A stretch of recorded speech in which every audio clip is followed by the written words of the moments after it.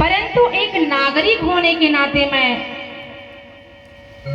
कह रहा हूं कि जो तुम्हारे पुत्र है ना दुर्योधन, ये जो पांडवों के साथ जो अन्याय कर रहे हैं ये ठीक नहीं कर रहे हैं।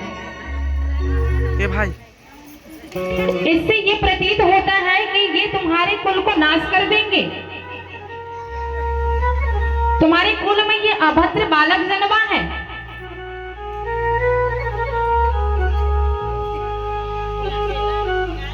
इस प्रकार से जब बातें कर रहे थे विदुर जी धृतराष्ट्र जी से, तो उसी समय वहां दुर्योधन का आना हो गया। और जब वो आते हैं तो उनकी बात को सुन लेते हैं और सुनने के बाद कहते हैं कि अरे दासी पुत्र, मैंने ही तुम्हें कृपा करके मंत्री का पद दिया है और मेरे खिलाफ ही मेरे पिताजी को भड़का रहे हो।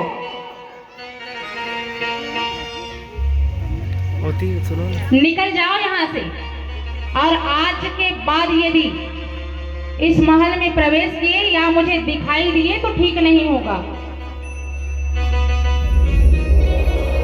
विदुर जी जो है अपने मंत्री पद का त्याग किए और वहां से चले गए अपनी पत्नी को लेकर के।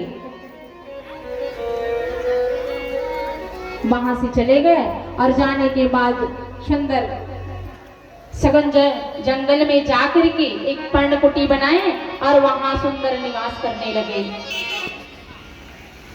12 वर्ष तक विदुर जी और विदुरानी जो है ना 12 वर्ष तक भोजन नहीं किए थे, केवल फल फूल खा करके अपना जीवन यापन करते थे।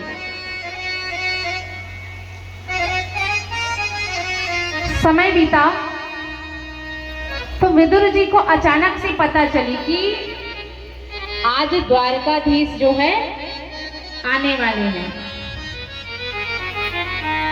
विदुर जी बहुत खुश हुए और खुश होकर के विदुरानी के पास गए और जाकर के कहते हैं, देवी सुनते हो